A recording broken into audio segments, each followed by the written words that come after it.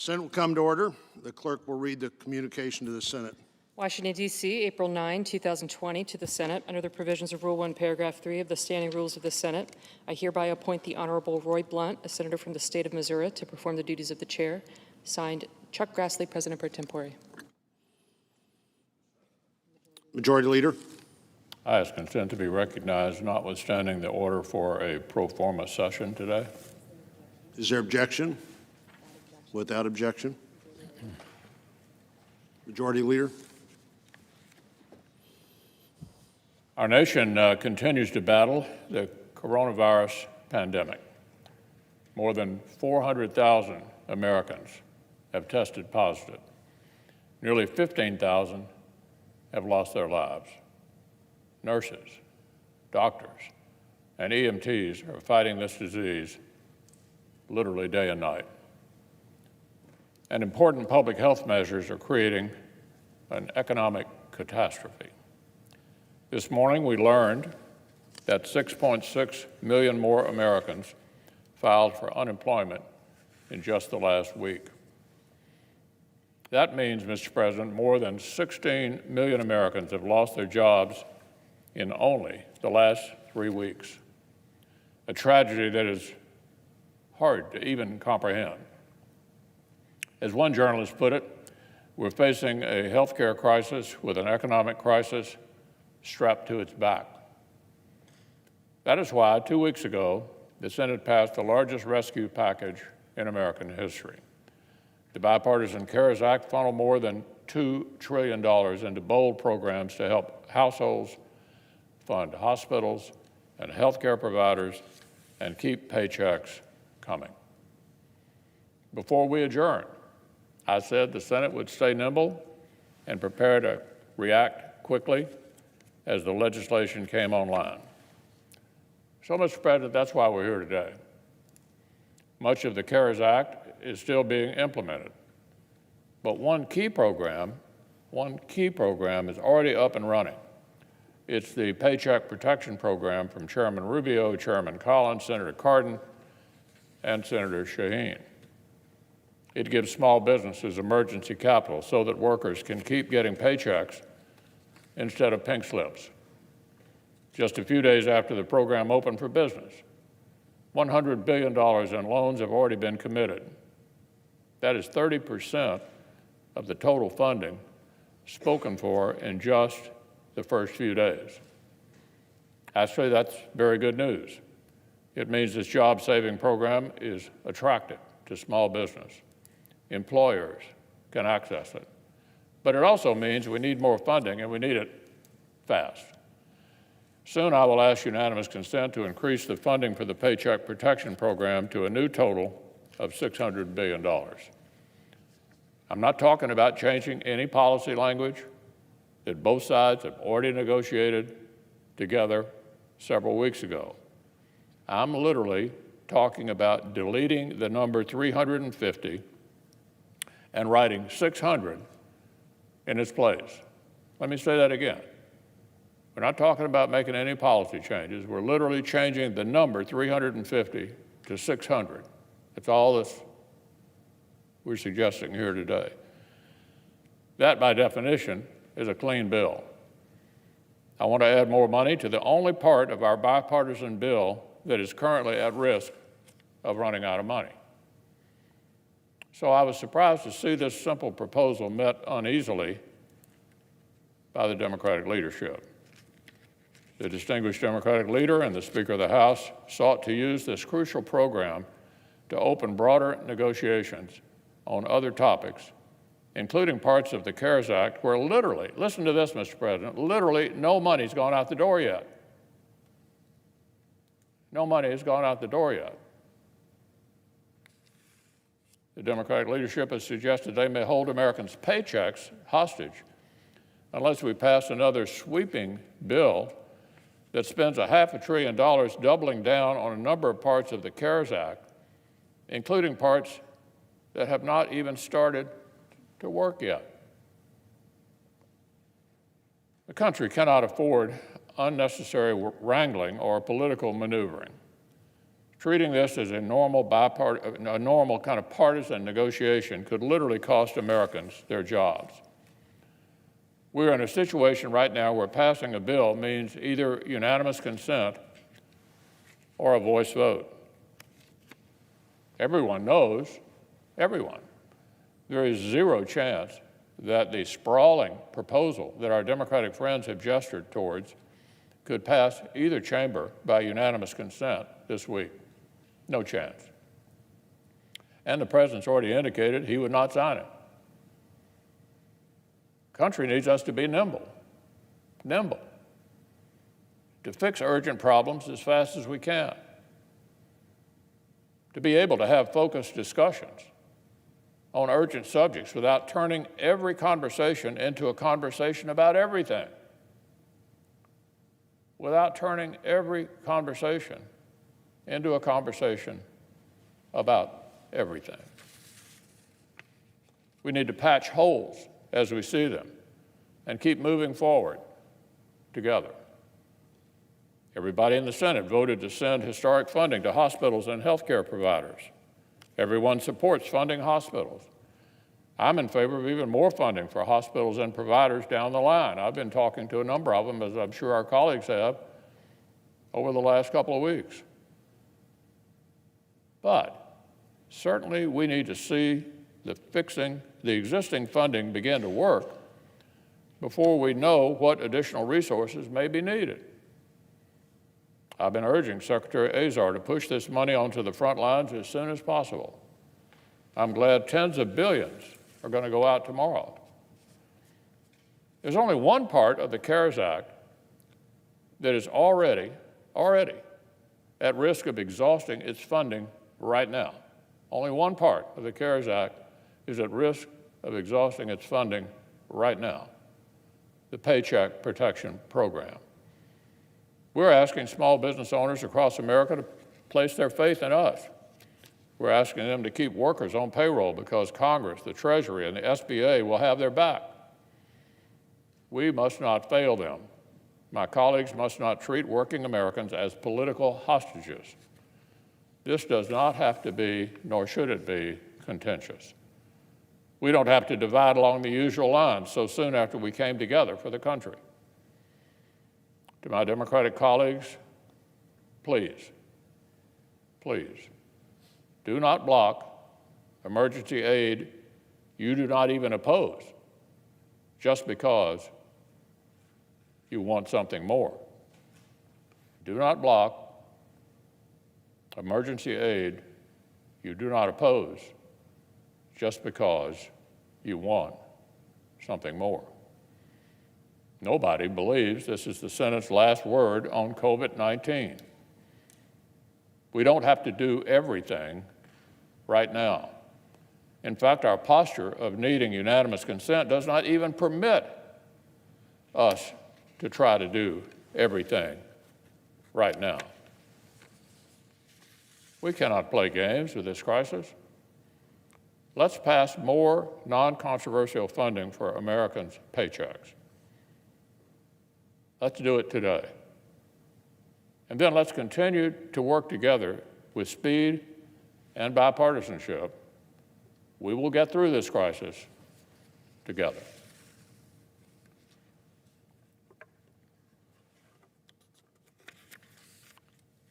Now, Mr. President, I ask unanimous consent the Senate proceed to the immediate consideration of the bill at the desk. I further ask that the bill be considered read a third time and passed, and the motion to reconsider be considered made and laid upon the table. Is there objection? Reserving the right to object. Senator from Maryland. Thank you, Mr. President. Let me just clarify some of the issues that the Majority Leader pointed out. I'm afraid that this unanimous consent is basically a political stunt because it will not address the immediate need of small businesses in the legislation that we have passed. And let me clarify that. The Majority Leader indicated that the PPP, the Paycheck Protection Plan, has run out of money. It hasn't. 30% has been committed. It hasn't been yet released. But there are programs under CARES Act that have run out of money. the EIDL program, the Emergency Disaster Relief Loan Program, which provides funds for businesses, and we've allowed businesses that have been affected by the coronavirus to file those claims. That has run out of money. And I'll give you the numbers in a few moments. And the grant program that's included in CARES, up to $10,000, where a small business can get a grant from the Small Business Administration, is out of funds. They need money today in order to process applications. The SBA doesn't need money today to process the Paycheck Protection Program. The Paycheck Protection Program was negotiated in good faith by Senator Rubio, Senator Collins, Senator Shaheen, and myself. And we're very proud of that program. It's working very well. It's a good program. We strongly support it. It's bipartisan.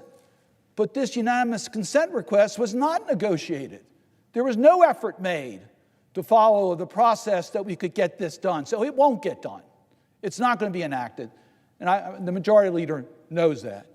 So what Democrats are prepared to make clear and support, every small business that's eligible to receive the Paycheck Protection Plan, we're going to support their applications being received, processed, and fully funded, and we will put as much money as needed to make sure that every small business can participate that's eligible in that program.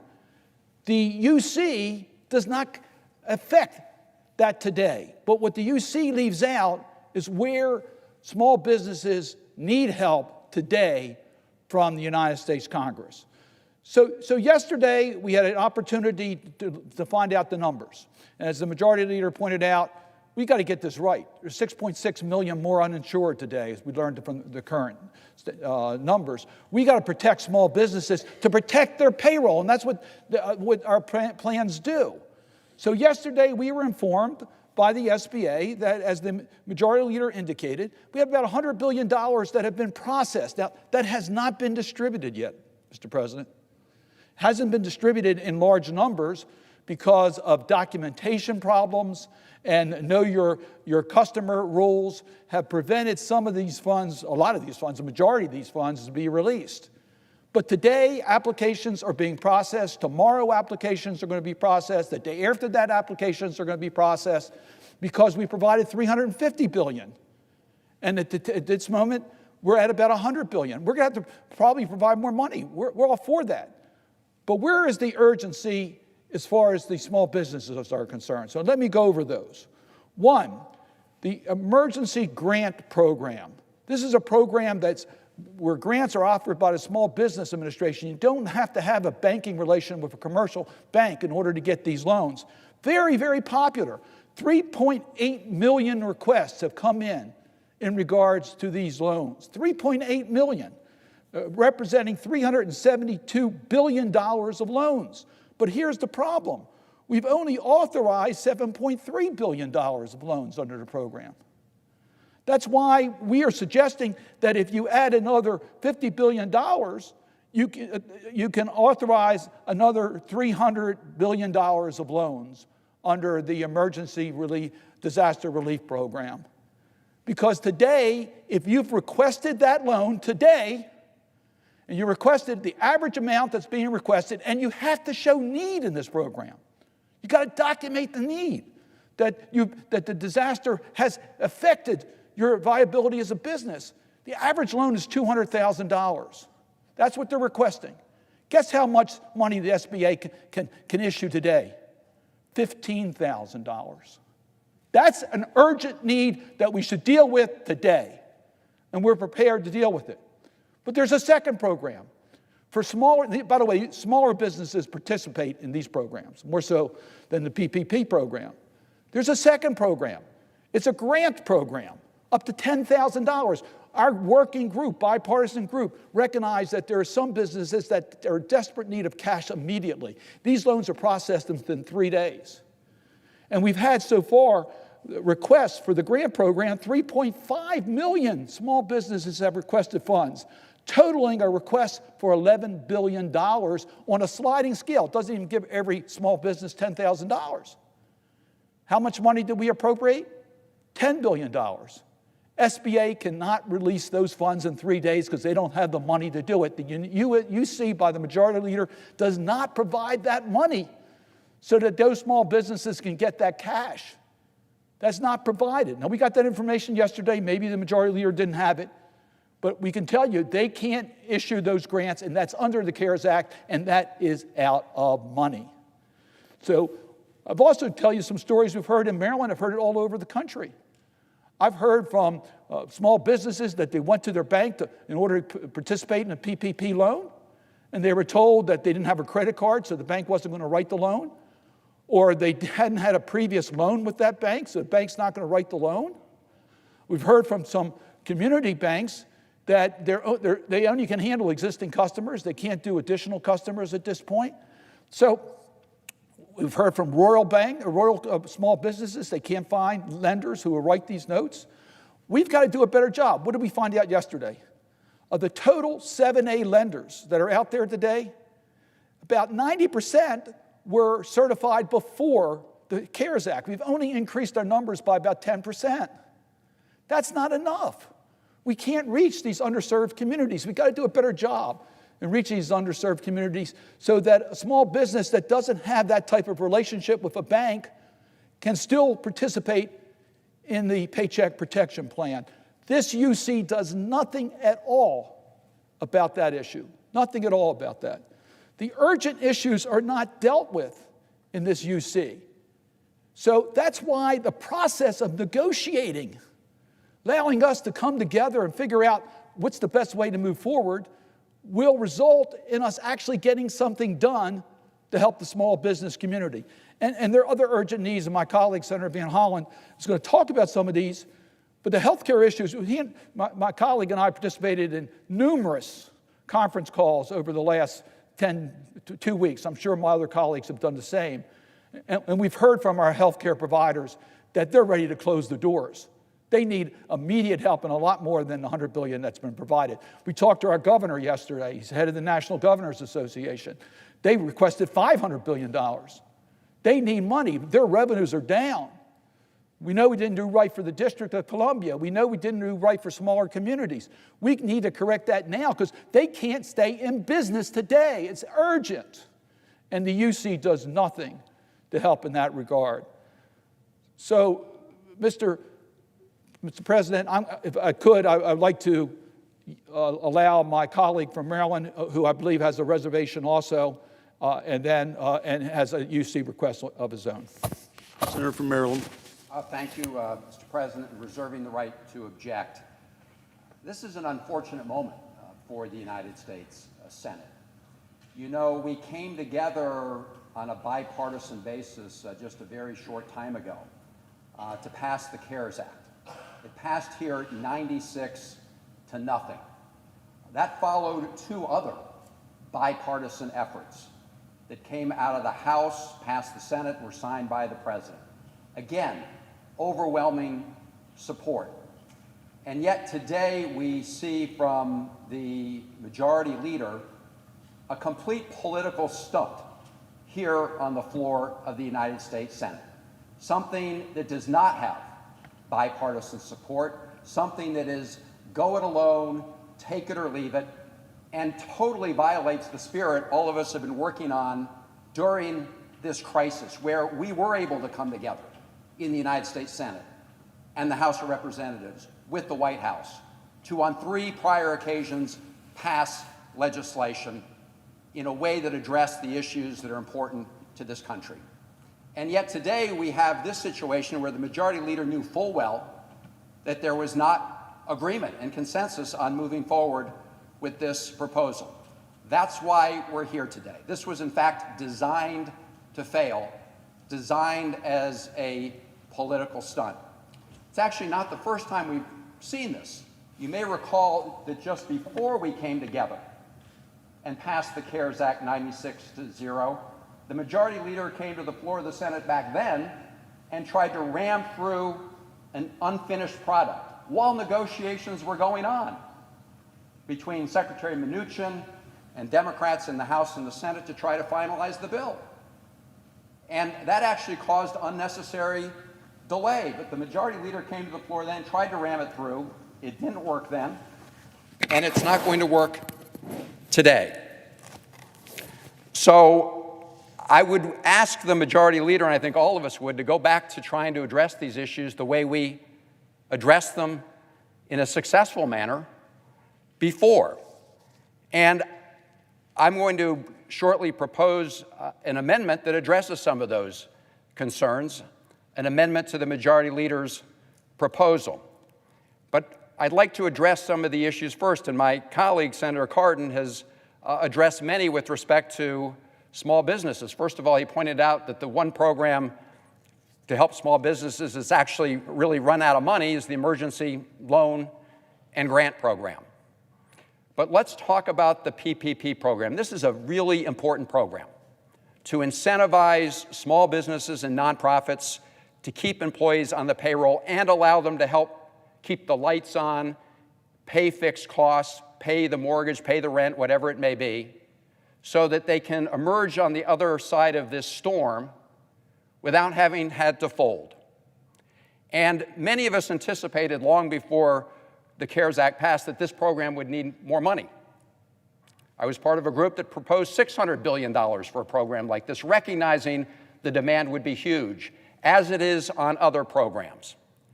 But it's not just in need of more money. It needs some important fixes, which I dare say would have bipartisan support as well. I don't know if the majority leader saw the letter just this morning from the National Restaurant Association. Here's what they say. The PPP is funded at $349 billion, and we expect that lenders will reach that ceiling shortly.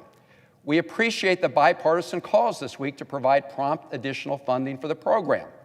Then they go on to say, however, equally important is the need to address the limitations of the program that do not recognize the unique and evolving changes of the restaurant business cycle and our path to recovery. This is not a Republican group or a Democratic group. This is a group that represents small businesses, restaurants, just trying to get by. And what they say to us this morning is, yes, we do need additional money. We know that. But equally important, let's fix some of the kinks. And there are kinks in this program. I got a letter around at 12:44 a.m. this morning from a small business owner who had been banking with Wells Fargo. Then, of course, Wells Fargo hit the cap. We thought we had dealt with that in recent days. But he's not sure he's still going to be able to get that loan through Wells Fargo. And he says, I've also now looked at more than 100 websites of 7(a) lenders in the greater D.C. area and have found none, capital letters, none, that will accept a PP application from any small business that did not bank with them before February 15th, 2020. Here's some other headlines. Recent days. Baltimore area small businesses complain of continuing problems gaining access to federal lending program. Nightmare. 3 small business owners describe process of applying for PPP coronavirus loans. The Journal, community bankers frustrated with PPP rollout. Another headline. This one from, this is another part of the country. This is PPP loan plan, a mess so far for small businesses riding out coronavirus crisis. Billions dispersed through Paycheck Protection Program, ? Small businesses say not yet.